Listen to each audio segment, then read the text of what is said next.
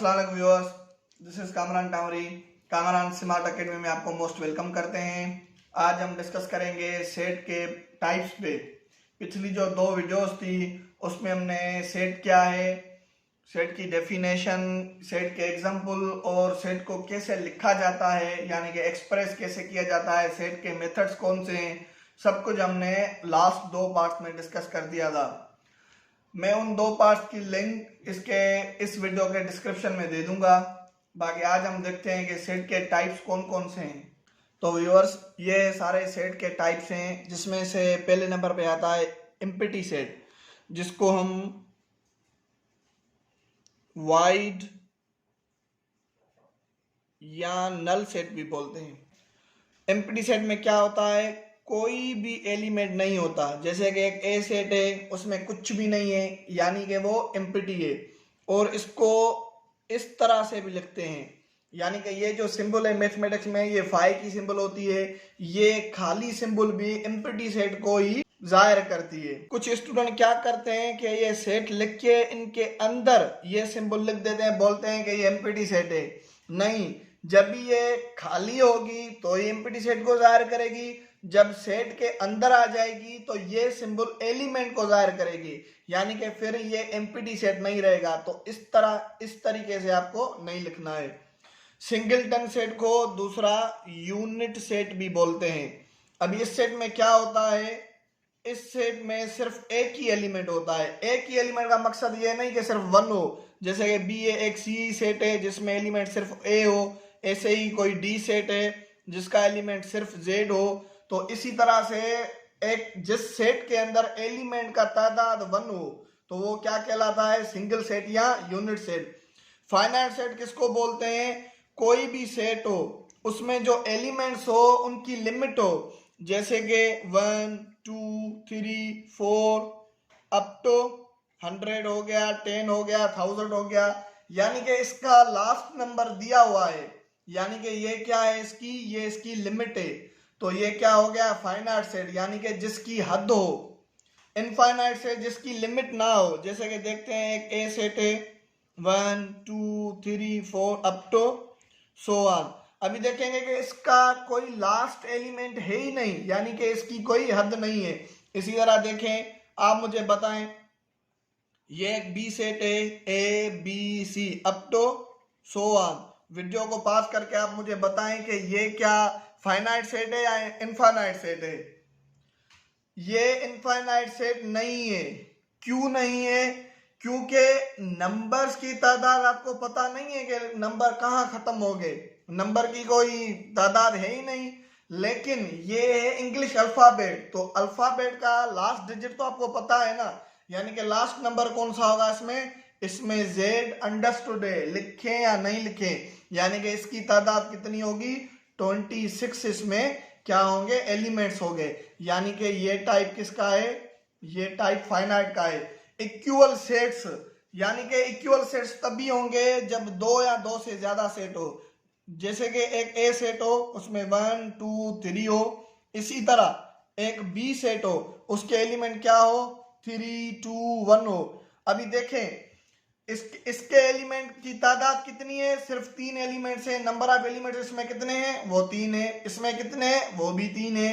और एलिमेंट्स भी सेम है, 1 इधर भी है, 1 यहाँ भी है, 2 यहाँ भी है, 2 यहाँ भी हो गया, 3 यहाँ भी है, 3 यहाँ भी हो गया, यानी कि एलिमेंट्स की तादाद भी एक जितनी हो और क्या हो, एलिमेंट्स भी सेम हो, यानी कि ये दोनों क्या हो गए, आपस में इक्वल सेट्स हो गए।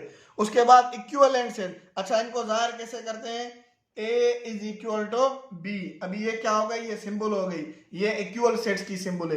इक्विवेलेंट सेट्स भी क्या होगा, जब एक से ज्यादा सेट्स हो, जैसे कि एक सेट हो उसके एलिमेंट हो ए बी और सी, इसी तरह एक बी सेट हो उसके एलिमेंट्स क्या हो 1 2 और 3 हो गए, यानी कि जो एलिमेंट है उनकी तादाद एक जितनी हो। इसमें भी 3 एलिमेंट्स हैं, इसमें भी 3 है, यानी कि अगर इसमें पहले सेट में 10 एलिमेंट होते हैं तो लाजमी बी सेट में भी क्या होते हैं, 10 ही एलिमेंट होंगे।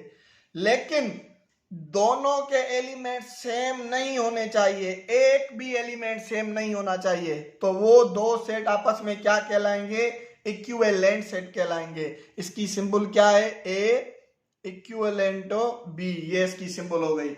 अभी डिसजॉइंट सेट्स क्या है? जैसे कि एक सेट है पी, उसमें कौन से एलिमेंट है? A B C D. इसी तरह एक क्यू सेट हो, उसमें एलिमेंट कौन से हो? एक्स वाई जेड, यानी कि दोनों के एलिमेंट्स एक जैसे बिल्कुल भी नहीं हो, यानी कि एक भी एलिमेंट एक जैसा ना हो। अगर इन दोनों की तादाद एक जितनी होती तो ये इक्विवेलेंट भी कहलाते। अभी तादाद भी इनकी एक जितनी नहीं है, सेम भी नहीं है, यानी कि एक एलिमेंट भी कॉमन नहीं है, तो ये क्या हो गए? डिसजॉइंट। डिसजॉइंट का मकसद है कि दोनों सेट में कुछ भी कॉमन ना हो, तो वो सेट्स क्या कहलाएंगे? डिसजॉइंट कहलाएंगे। ओवरलैपिंग को देखते हैं।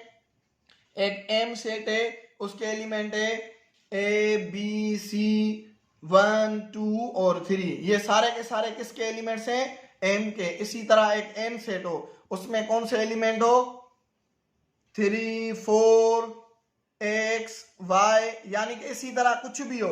ओवरलैपिंग में क्या होता है? ओवरलैपिंग की डेफिनेशन क्या है कि दोनों सेट्स में कम से कम एक एलिमेंट सेम हो। जैसे कि देखें, पहला सेट जो है एम, उसमें एलिमेंट हमारे पास कौन सा है?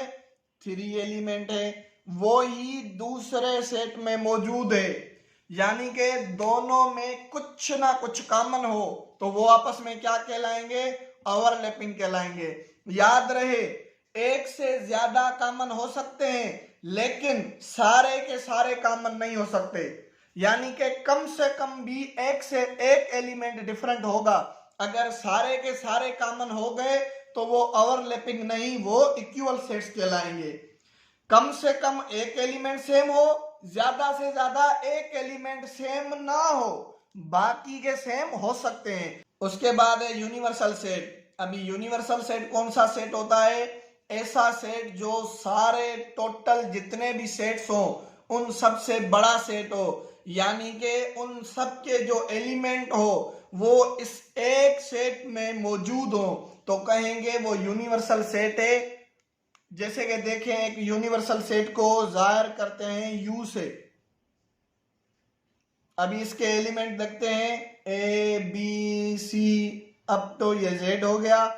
उसके बाद 1 2 3 अप तो इसको हम कर देते हैं 20, यानी कि जितने भी हमने यहाँ पे सारे के सारे सेट्स लिखे हुए हैं उन सब के एलिमेंट्स क्या होंगे? इस यूनिवर्सल में मौजूद होंगे।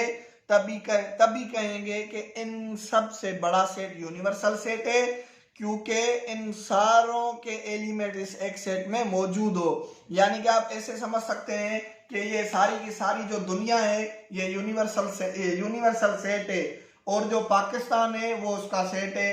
इसी तरह पाकिस्तान पूरा जो हो गया वो यूनिवर्सल सेट है, उसमें कराची क्या हो गया? उसका सेट हो गया। अभी देखेंगे कि कराची जो है पूरा का पूरा वो यूनिवर्सल सेट है, उसमें कोरंगी क्रॉसिंग क्या हो गई? ये उसका सेट हो गई। इसी तरह यानी कि सारे के सारे सेट से जो बड़ा सेट होता है उसको हम कहते हैं यूनिवर्सल सेट। उम्मीद करता हूं ये सारे टाइप्स आपको समझ में आ गए होंगे। कहीं कहीं पे किसी जगह पे आपको ये भी मिलेगा कि सबसेट भी सेट का पार्ट होता है, यानी कि टाइप होता है। सुपर सेट भी सेट का टाइप होता है, और सुपर सबसेट भी क्या होता है? वो भी सेट का टाइप होता है, यानी कि उनको मेंशन नहीं किया। ये सारी चीजें आपको बताई हुई हैं, और ज्यादातर हमारे यहाँ पढ़ा है सिर्फ इतने ही जाते हैं कि ये सारे जो हैं सेट्स के टाइप्स होते हैं, यानी कि हमें तो यूनिवर्सल सेट भी नहीं पढ़ाया गया था, लेकिन वो भी मैंने इसमें मेंशन कर दिया है। उसके बाद अभी क्या होता है कि नंबर्स का सेट होता है, जैसे कि the set of natural number, the set of even number, R number, वो भी मैं इसमें डिस्कस कर देता हूँ। वो भी आपको बताता हूँ कि नंबर्स के सेट कौन कौन से होते हैं। ये नंबर्स के काइंड्स हैं जिनको हम सेट में इस्तेमाल करते हैं, जैसे कि नेचुरल नंबर्स का सेट। तो नेचुरल नंबर्स के सेट को हम n से जाहिर करते हैं और उसको सेट की ब्रैकेट में बंद करते हैं, तो वो क्या हो जाता है? दी सेट ऑफ नेचुरल नंबर्स। यानी कि नेचुरल नंबर्स कौन से होते हैं? जो 1 से स्टार्ट हो अप टू सो ऑन। ये क्या हो गए? नेचुरल नंबर हो गए। होल नंबर कौन से हो गए? उनको हम w से जाहिर करते हैं, यानी कि जो 0 से स्टार्ट हो up to so on. Up to so on का मकसद ये है कि ये नंबर चलते ही रहेंगे, इनकी कोई लिमिट नहीं है। और ये होल नंबर बाद में इसलिए लिखा है क्योंकि जीरो इंट्रोड्यूस बाद में किया गया था, तो इसी हिसाब से ये सेम नंबर हो गए नेचुरल नंबर, ये लेकिन इनमें जीरो क्या हो गया, वो एक्स्ट्रा हो गया।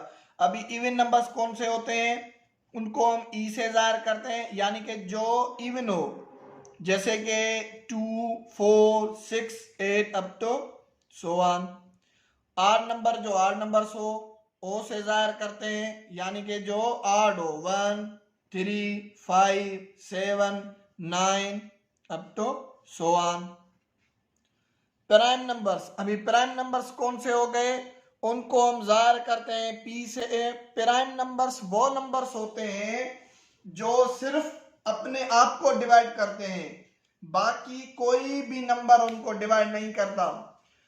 आप में से कुछ कहेंगे कि 1 जो इनको डिवाइड करता है, तो 1 हम इसलिए नहीं कह रहे हैं क्योंकि 1 मल्टीप्लिकेटिव आइडेंटिटी है, यानी कि किसी भी नंबर को 1 से मल्टीप्लाई करें या किसी भी नंबर को 1 से डिवाइड करें तो 1 उस पे उसकी रिजल्ट पे इफेक्ट ही नहीं करता।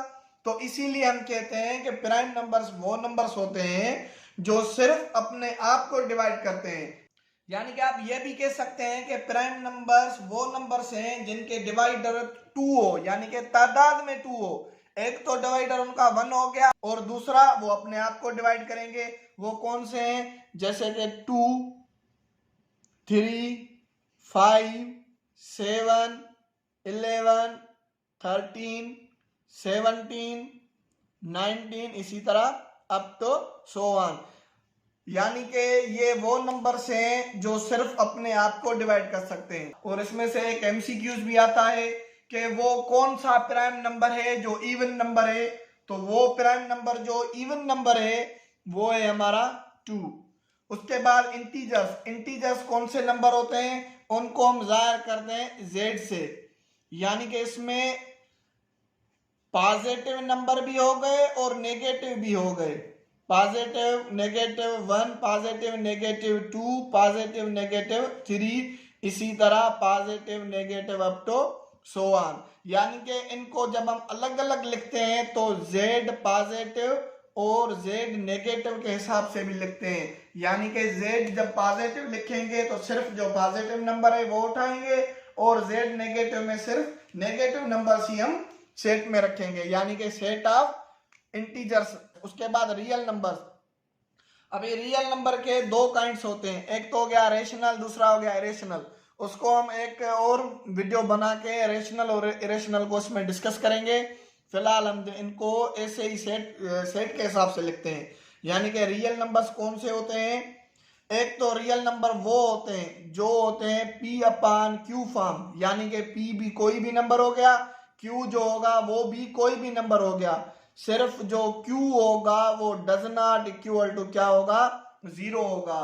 पिछली वीडियो में मैंने डिस्कस किया था कि किसी भी नंबर को 0 से डिवाइड करेंगे तो उसका आंसर इनफाइनाइट आएगा, यानी कि 1/1 भी लिखेंगे तो इसका आंसर भी क्या आएगा, इसका आंसर भी 1 ही आएगा। तो इसी तरह हम रियल नंबर में 1 भी लिख सकते हैं, 2 भी, 3 भी।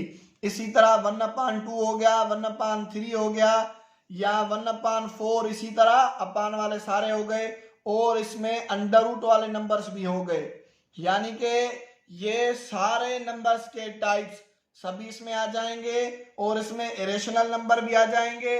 और जैसे कि ये इंटीजर पॉजिटिव और नेगेटिव है, ये सारे नंबर कोई भी इनमें से पॉजिटिव नेगेटिव भी हो सकता है, यानी कि ये सारे क्या हो जाएंगे, रियल नंबर, यानी कि the set of real numbers. उम्मीद है कि ये सारे के सारे जो भी हमने आज एग्जांपल किए हैं या जो भी हमने टाइप वगैरह हमने आज देखे हैं या डिस्कस किए हैं वो आपको समझ में आ गए होंगे। मिलते हैं अगली वीडियो में, आज के लिए अल्लाह हाफिज।